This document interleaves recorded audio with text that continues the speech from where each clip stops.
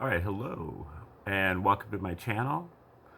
This channel is bent on education, and we generally try to teach subjects that are on the level of the theories of everything, uh, all-encompassing theories that are holistic and purport to uh, be able to solve all of our problems.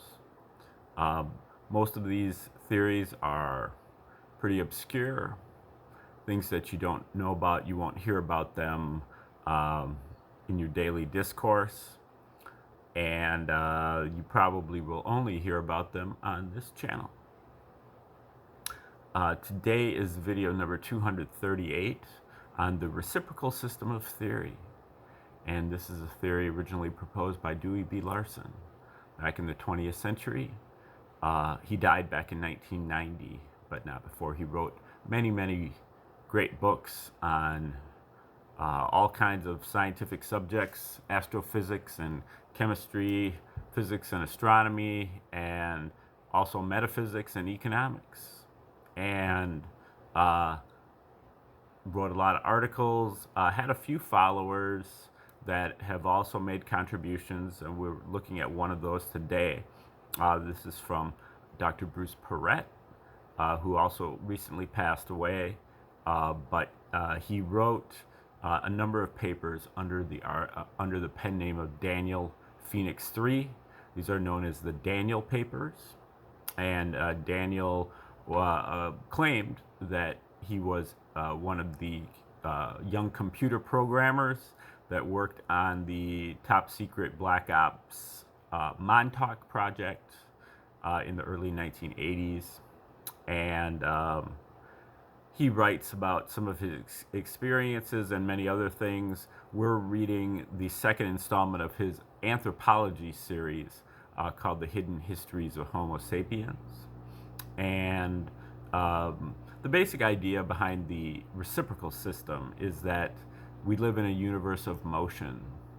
The universe is made out of motion, and motion is the relationship between space and time. Space and time, therefore, are reciprocals of each other, and they are also the contents of this universe, not the container. We tend to think of space as being like a container where things happen, but space and time are actually the contents of the universe. The universe is made out of space and or time, and there are a few different aspects of space and time that Larson also defines in his first postulate. One is that they are coordinate, meaning that they have 3 or more dimensions, x, y, z coordinates. We're accustomed to coordinate space, but there is also a coordinate time.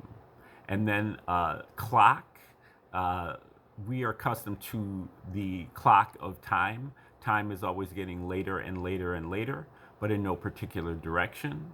But space also has that quality of getting farther and farther and farther apart, but with no particular direction. That you would envision using a balloon and a magic marker, that you put dots on the balloon, you blow up the balloon, and all the dots are moving away from each other. And this was also observed in the Hubble telescope. All of the distant galaxies are moving away from each other. This is the progression of space, similar to or analogous to reciprocal of the progression of time. Time and space also only come in discrete units. There is a minimum unit of time and a minimum unit of space. And if you don't have one unit of space, then you have none. And you have no space, and you have only time. If you have less than one unit of time, then you don't have time. You only have space. And if you have one unit of space in one unit of time, space over time being speed, such as the bike is moving 15 miles per hour, 15 miles of space in 1 hour of time. But if you have 1 unit of space in 1 unit of time, you have the speed of light. And so the speed of light is one, or what Larson calls unit speed, and it represents a boundary between two separate sectors of the universe, which Larson calls the material sector and the cosmic sector. The material sector is what we're accustomed to, the universe that is moving slower than the speed of light, which matches up with what Einstein said, that nothing moves faster than the speed of light. But there's an entire half of the universe that defies Einstein's dictum, and that is what Larson calls the cosmic sector, where everything is moving faster than the speed of light. Those two regions have a reciprocal relationship. All you have to do to move from one to the other is to reverse the roles of space and time. So in the material sector, you have coordinate space, 3 dimensions of space, and clock time, progressing time. In the cosmic sector, you have coordinate time, 3 or more dimensions of time, and clock space. Space is moving farther and farther apart. Just as an example of how you can extrapolate from one sector to the other. Now, we know a lot about the material sector from our measurements, observations, and general scientific attention, but we can extrapolate all of that knowledge from the material sector to the cosmic sector by merely inverting the roles of space and time. Okay, now we are in the middle of this paper here from Daniel Phoenix 3, or Dr. Bruce Perret, and we're coming up on a section called Not So Original Sin. And we just kind of went through the creation, so-called, of the human beings by these Anunnaki, and the creation was for the purpose of plugging us into a slave system and to do the work that they were unable to do. So we will start here with this section, Not So Original Sin. It all started there, back at the guarded enclosure of Eden, where Enki, the scientist among the Anunnaki, boosted man's intelligence, fully aware that intelligence in medieval Latin, well, you know, he's not fully aware of medieval Latin, but fully aware that intelligence in medieval Latin is the animus, which means spirit. The concepts refer to the same thing. Intelligence equals spirit. Every life form has a soul, as that is part of the biological life unit. But only the more advanced life, what is termed third density, has a spirit complex. Second density is just a mind-body complex. Okay, so we have mind, body, and spirit. 1, 2, and 3. The spirit complex is present at the onset of individuality and self-identity. That very trait that manifested in the barbarous rebels of the early Anunnaki colonization. Enki knew from the beginning that this genetic change would put their slave society onto a path that would eventually lead to a new, independent, and intelligent species in the not-too-distant future. His father, An, was not too happy with that idea, but figured they had plenty of time to deal with it. His militant brother, Enlil, was furious with this fall of mankind, in quotes, fall of mankind, saying that Enki had polluted the genetic line of the slaves, and all man was contaminated with this original sin of genetic corruption. And so it begins, the necessity to make sure the slaves stay slaves to the gods and not evolve into their own intelligent species. A plan originally spawned by the gods, implemented by the sons of the gods, and enforced by their royal blue blood descendants. Those wonderful folks we now refer to as the New World Order. Things worked well for centuries until the advent of the printing press 2.0, the massive publishing capability of the World Wide Web, where all these patriot and sovereign barbarians were able to get together to free humanity from the despotism of the royal lines. Just checking it, at the footnotes here at the bottom of the page to see if there's anything notable. Okay.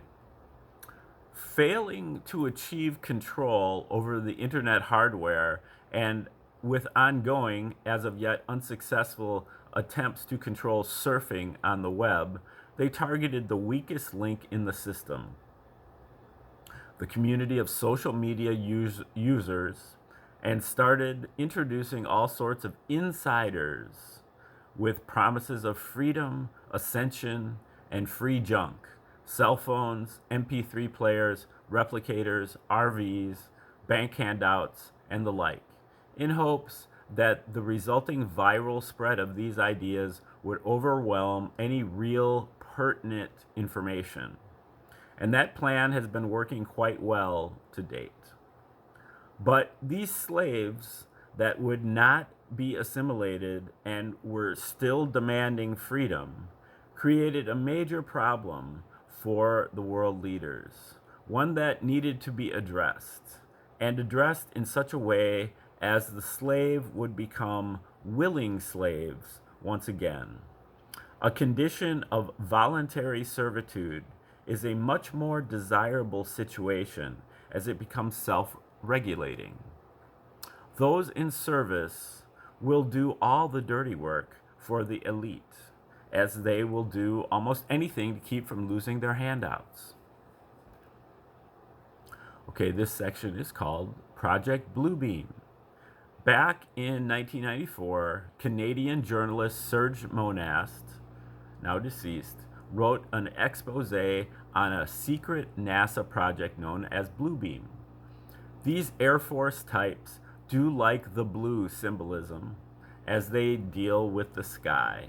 But let's take a look at some older symbolism first to see if we spot any other meaning. In J.E. Kirlo's Dictionary of Symbols, blue is the darkness made visible, while beam comes from the Latin radiare, to radiate or radio. So the blue beam is to use some radiative process to make something appear from the darkness. With that in mind, let's examine what Monast revealed before he died. Monast's dissertation broke Bluebeam down into 4 sections. 1. Engineered earthquakes and hoaxed discoveries. To use the archaeological version of false flag operations to discover, in quotes, buried ancient tablets and artifacts that were prepared in advance and hidden so they could be found by useful idiots after a seismic event dislodged them. These tablets, scrolls, and artifacts reveal that existing religious doctrine is wrong and God's words are lies. It is well known that if you want to pull off a massive deception, always include some truth. And this is the case here. Yes, our religious doctrines have been greatly edited since their inception, done by those in power, politically or religiously, to stay in power. Those many people that have studied the ancient texts and done some of their own translations realize that all religious doctrine stems from the same source, the Sumerian gods. Only the names have been changed to protect the guilty and cause divisions of faith where there would otherwise be none. After all, if religious fanatics realize that they are all worshiping the same God, why would they ever engage in holy wars? However, these discovered texts will not tell you of a common religious ancestry, as that would unite people into a one world religion that the New World Order could not claim ownership of and not be able to position themselves as intercessors between you and your God or gods. A position they like to be in, as you accepting them as the voice of God will do what they say without question. That's faith. They want willing slaves. So, what will these earth shaking discoveries reveal? To determine that, one must examine the desired outcome of the discovery. The current movement against the New World Order, or Cabal, is being driven primarily by Christians. And the Christian doctrine is currently the largest in the world at a 33.4%. If these discoveries were to prove the Christian doctrine is correct, that would solidify the anti New World Order movement, and the New World Order will end up in the FEMA camps they created to put we barbarians in. However, if they were to discover that Christianity is false, very few Christians would believe it, and again may result in more anti New World Order patriotism. So, one of the obvious goals is to disrupt the Christian doctrine to break up their leadership of the freedom movements. To do that, they are going to need an army, and not one from the United Nations, but from a competing doctrine. Number 2 on the list of major religious groups holding 22.7% of the world belief is Islamic Muslims. What a surprise, looking at the current American presidency. Okay, this was written back when Barry O was in office. Put on your thinking caps and do a what if.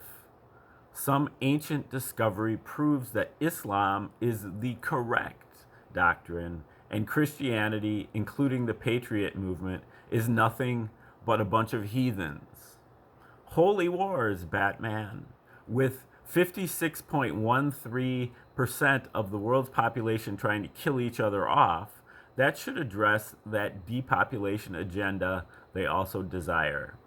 Two birds with one stone, a faked stone artifact, that is. Okay, section 2 is called The Big Space Show in the Sky. War on Earth is fast becoming obsolete. It will be replaced by war between planets. It would do good for every nation on Earth to unite together in order to form a common front against possible attack by people from other planets. Monast's second phase was the return of the ancient holy men, as is, for the less technically inclined, or as ETs for those that have watched Star Trek and know about holodecks. This would be done using the actual blue beam hardware to produce three-dimensional holograms in the sky, coupled with technology that allows the transmission of voice in any language directly into a person's skull. This technology has been around for many years and was even demonstrated by Jesse Ventura on Conspiracy Theory. And as we all know, technology you see demonstrated on television is the obsolete stuff. They are well past sending channeled uh, biocommunications from Ming the Merciless into people's brains, also known as synthetic telepathy, and can now transmit the full spectrum of findings, of feelings, thoughts, and stimuli to generate the responses they desire into an untrained mind. Imagine, if you will, a gun that shot anger instead of bullets. Point it at somebody, pull the trigger, and that person will experience the emotion of anger. How will the brain respond? Since you are feeling anger, obviously there must be something for you to be angry about. And it isn't the mysterious stranger pulling the trigger that you have no awareness of. Your mind will search for something, anything, that it can use for an excuse to justify that feeling of anger, whether it be some perceived injustice from your boss at work or your spouse spending too much money on shoes. The feeling is there. So the brain will find something to explain it. Then you will act upon that anger, causing harm or damage. A bullet may only injure a single person, but someone influenced by rage could cause a riot, a significantly more effective bioweapon. And you remain completely ignorant of the actual source. The ability to shoot emotions is a powerful technology and one that can be used to make a staged experience very convincing because you feel it is true rather than determine it through rational processes, even though feelings are technically rational valuing system. Alrighty, this section goes on for a little bit, so I think that's a decent stopping point. And we will take over tomorrow when we resume. Thank you for tuning in. Just a parenthetical here is, keep in mind that Bruce Perret was writing this article back in about 2012, and so it's pretty accurate to what's going on right now, pretty relevant to what's going on right now. And, there might be a few things in here that will shed a little bit of light on what's going on right now. And also, you know, uh, he hasn't really touched on the reciprocal system in today's episode, but it's there in the background in his thinking, and it emerges more saliently from time to time. But he's using other sources other than just the reciprocal system to write this. But he was it's interesting also to point out that I do not believe that Dr. Perret was a Christian, but he was able to figure out that most of the people that are involved in the anti-New World Order movement are, and that he's the really, I haven't really seen a whole lot of people really talking about the concept of the archaeological false flag, where some of these ancient ruins, so-called, may actually have been set up by the NWO in order to kind of deceive us into, thinking certain things. So that's also an interesting perspective for me.